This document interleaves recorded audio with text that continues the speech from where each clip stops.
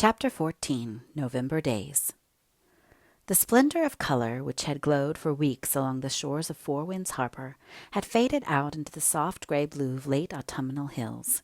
There came many days when fields and shores were dim in misty rain, or shivering before the breath of a melancholy sea wind. Nights, too, might be beating up the grim north shore, for if it were not so, not even the great faithful light, whirling through the darkness unafraid, could avail to guide it into safe haven. "In November I sometimes feel as if spring could never come again," she sighed, grieving over the hopeless unsightliness of her frosted and bedraggled flower plots.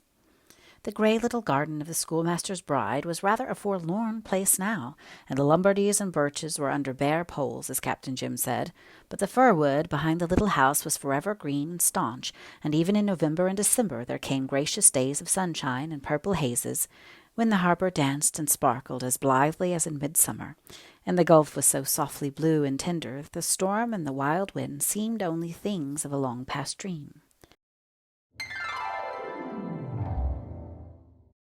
Are you enjoying this audiobook?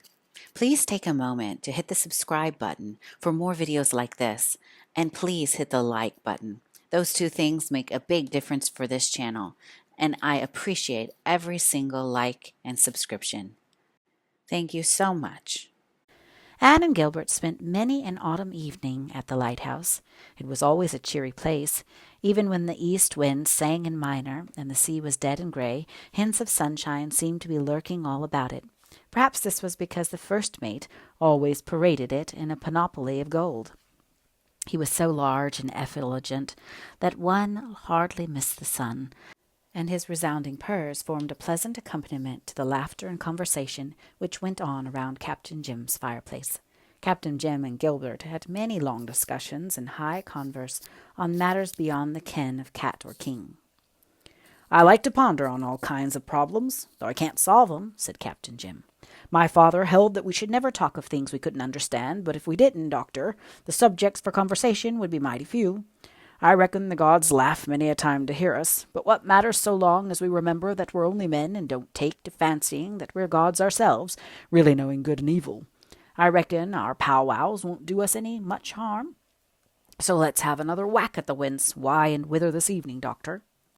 While they whacked, Anne listened or dreamed. Sometimes Leslie went to the lighthouse with them, and she and Anne wandered along the shore in the eerie twilight, or sat on the rocks below the lighthouse until the darkness drove them back to the cheer of the driftwood fire. Then Captain Jim would brew them tea and tell them tales of land and sea, and whatsoever might betide the great forgotten world outside.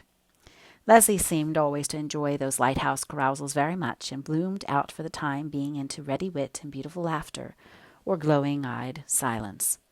There was a certain tang and savour in the conversation when Leslie was present, which they missed when she was absent. Even when she did not talk, or seemed to inspire others to brilliancy, Captain Jim told his stories better. Gilbert was quicker in argument and repartee. Anne felt little gushes and trickles of fancy and imagination bubbling to her lips under the influence of Leslie's personality. "That girl was born to be a leader in social and intellectual circles, far away from Four Winds," she said to Gilbert as they walked home one night. "She's just wasted here. Wasted." "Weren't you listening to Captain Jim and yours truly the other night when we discussed that subject generally? We came to the comforting conclusion that the Creator probably knew how to run his universe quite as well as we do, and that, after all, there are no such things as wasted lives, saving and except when an individual willfully squanders and wastes his own life, which Leslie Moore certainly hasn't done. And some people might think that a Redmond B.A., whom editors were beginning to honor, was wasted as the wife of a struggling country doctor in the rural community of Four Winds. Gilbert!" "If you had married Roy Gardner now," continued Gilbert mercilessly, "you could have been a leader in social and intellectual circles far away from Four Winds. Gilbert Blythe!"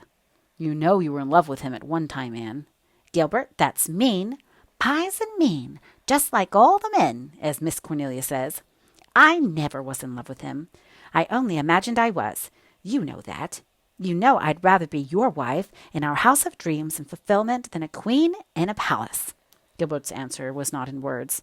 But I am afraid that both of them forgot poor Leslie speeding her lonely way across the fields to a house that was neither a palace nor the fulfillment of a dream. The moon was rising over the sad, dark sea behind them and transfiguring it. Her light had not yet reached the harbor, the further side of which was shadowy and suggestive with dim coves and rich glooms and jeweling lights. "How the home lights shine out tonight through the dark," said Anne. "That string of them over the harbor looks like a necklace. And what a coruscation there is up at the glen. Oh, look, Gilbert, there's ours. I'm so glad we left it burning. I hate to come home to a dark house. Our home light, Gilbert. Isn't it lovely to see?" "Just one of Earth's many millions of homes, Anne girl. But ours, our beacon in a naughty world. When a fellow has a home and a dear little red-haired wife in it, what more need he ask of life?" "Well, he might ask one thing more," whispered Anne happily. "Oh, Gilbert, it seems as if I just couldn't wait for the spring."